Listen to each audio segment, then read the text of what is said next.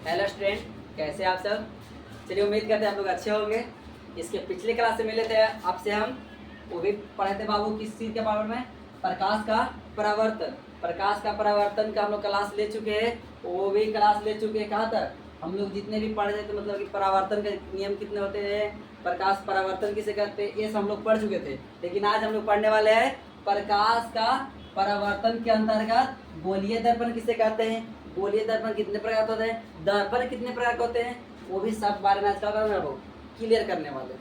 चलिएगा देखते हैं। सबसे पहला क्लास कहने का मतलब है, पहला पूछ रहा हो कि दर्पण पूछेगा आपसे, गोलीय दर्पण भूलिए आप, दर्पण पूछेगा।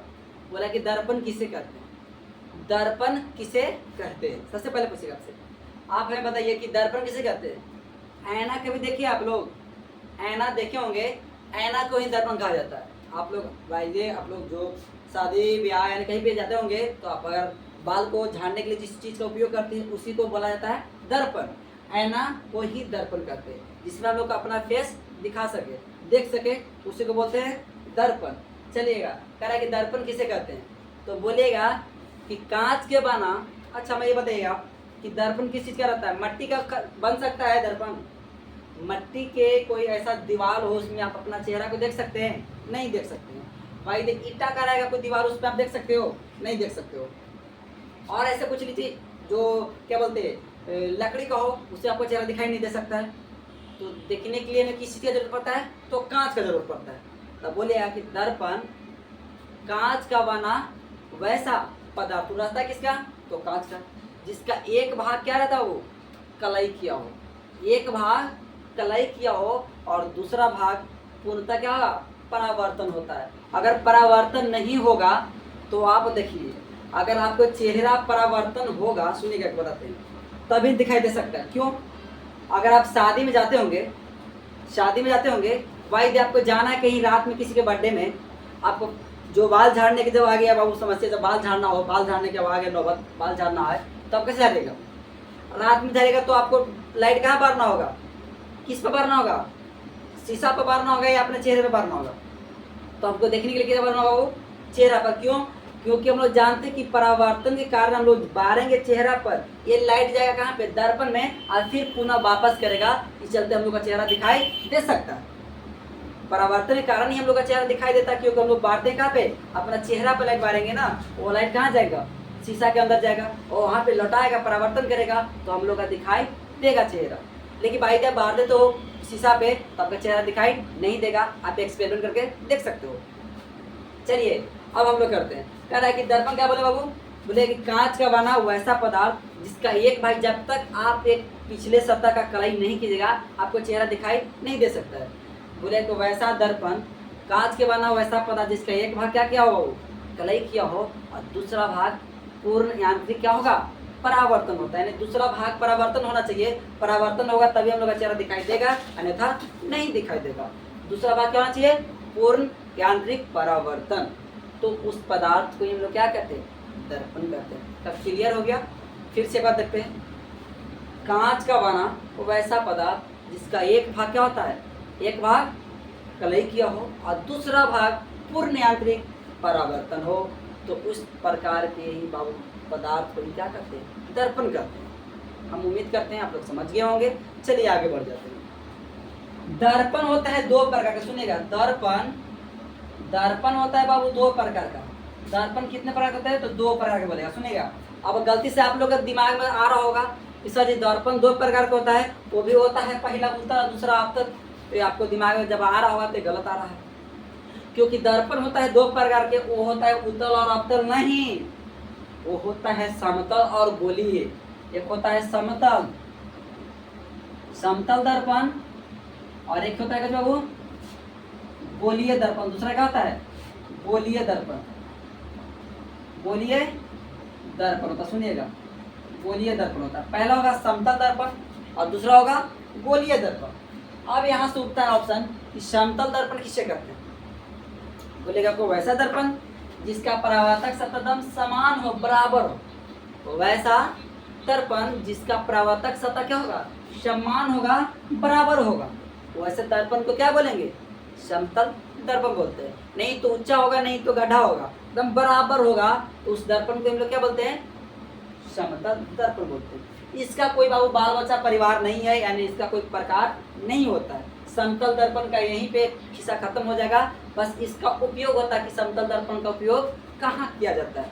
तो आपसे पूछ सकता है कि समतल दर्पण का उपयोग कहाँ किया जाता है, किस रूप में किया जाता है, तो बोलेगा कि समतल दर्पण का उपयोग प्रमुख होते हैं या निम्नलिखित होते हैं, बोल सकते हो।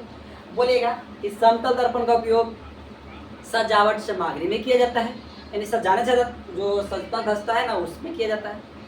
समतल दर्पण का उपयोग सोलर कुकर में किया जाता है। समतल दर्पण का उपयोग ड्रेसिंग टेबल देखो ना, ड्रेसिंग टेबल के रूप में किया जाता है। बस इतना दीजिएगा, इसका किस्सा क्या हो गया, कहानी खत्म हो गया। समतल दर्पण यहीं तक गया। इसका उपयोग कहाँ होता है तो क्या बोलेगा, समतल दर्पण का उपयोग प्रमुख होते हैं निम्नलिखित होते हैं, ऐसा आप लिख सकते हो। बोलेगा कि समतल दर्पण का उपयोग ड्रेसिंग टेबल पर किया जाता है। समतल दर्पण का उपयोग सजावट सामग्री में किया जाता है, समाधि में किया जाता है। समतल दर्पण का उपयोग सोलर कुकर में किया जाता है। बस इसका कहावत क्या हो गया, कहानी क्या हो गया, समाप्त होता है। इसका कोई प्रोडक्ट नहीं निकला, खत्म हो गया। अब यहाँ से आता है गोलीय दर्पण। अब बताएं बाबू, देखिए गोलीय दर्पण कहते हैं किसको, दूसरा कहता है कि गोलीय दर्पण। गोलीय दर्पण किसे कहते हैं, बोलेगा कि गोलीय दर्पण उस दर्पण को कहते हैं जिसका परावर्तक सतह क्या होता है, किसी खोखले गोले का एक भाग होता है। गोलीय दर्पण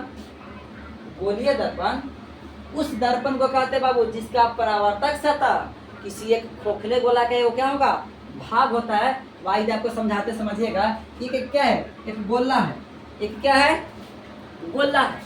ये गोला को हम लोग मान दिए कि क्या है, गोलीय दर्पण है। फिलहाल मान लो गोलीय दर्पण है। जब तक इसको हम दो भाग में नहीं बांटेंगे तो ये दर्पण नहीं होगा। ये खोखले गोला का एक दो खोखला गोला बन गया ना, इस अंदर वाले हैं बाबू, ये क्या हो जाएगा, क्या हो जाएगा, दर्पण बन जाएगा। दर्पण बन जाएगा। समझ में आ गया, ये दर्पण समझ में आ गया। चलिए सब गोलीय दर्पण हो गई। गोलीय दर्पण आपको उम्मीद करते हैं क्लियर हो गया होगा। चलिएगा देखिए, अब इसके बाद हम लोग आता है जो दूसरा नंबर है बाबू की गोलीय दर्पण कितने प्रकार के होते हैं। तो अभी हम बताएंगे गोलीय दर्पण कितने प्रकार होता है, दो प्रकार के होते हैं। पहला होता है उत्तल और दूसरा होता है बाबू अवतल। पहला होता है उत्तल दर्पण और दूसरा होता है अवतल दर्पण। आज क्लियर हो गया होगा कि दर्पण होता है दो प्रकार के, एक होता है समतल, एक होता है गोलीय।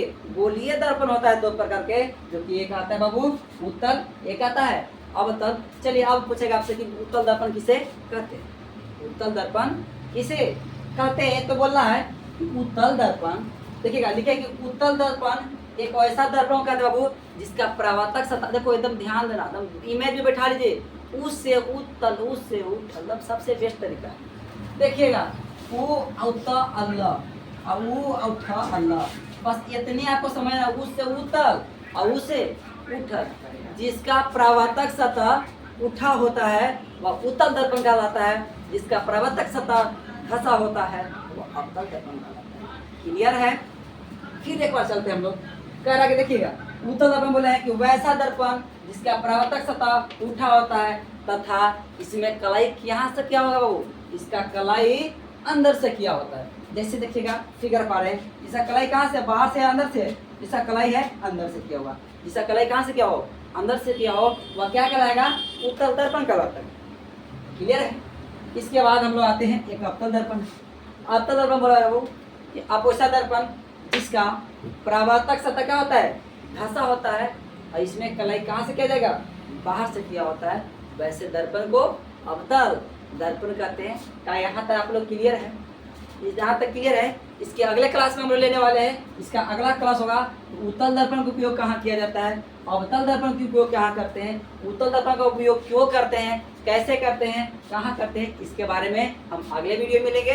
तब तक के लिए बाय, फिर मिलते हैं अगले दिन।